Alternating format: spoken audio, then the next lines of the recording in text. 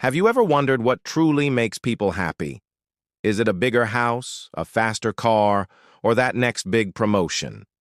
Well, the ancient Greek philosopher Aristotle had a different idea.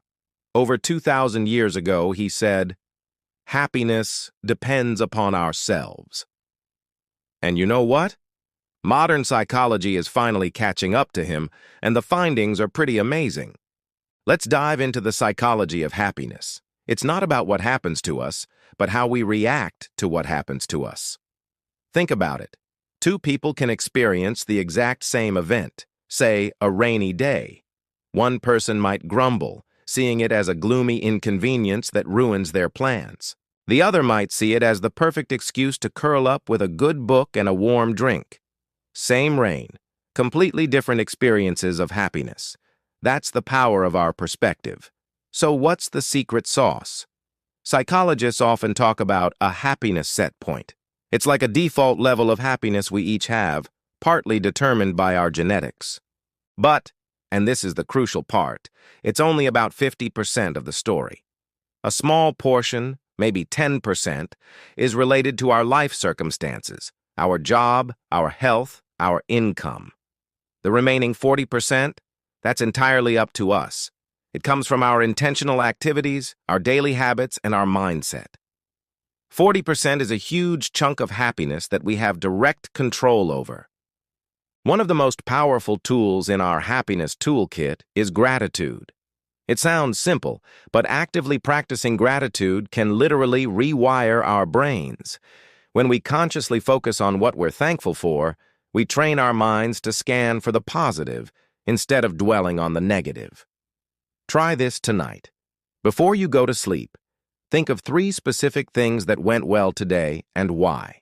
It could be a delicious meal, a kind word from a stranger, or the satisfaction of finishing a task. This simple exercise shifts your focus and builds a foundation of positivity. Another key ingredient is connection. Humans are social creatures. We thrive on meaningful relationships. Spending quality time with friends and family, sharing experiences, and offering support to others releases oxytocin, often called the love hormone, which makes us feel warm, safe, and connected. It's not about having hundreds of friends on social media. It's about nurturing a few deep, authentic connections. Who in your life truly lifts you up? Make it a point to connect with them this week. Then there's the concept of flow. Have you ever been so absorbed in an activity that you completely lose track of time? That's flow. It could be painting, playing an instrument, coding, or even gardening. It happens when a task is challenging enough to hold our attention, but not so difficult that it becomes frustrating. Finding activities that get you into this state is a direct pathway to a deeper sense of satisfaction and joy. What makes you lose track of time?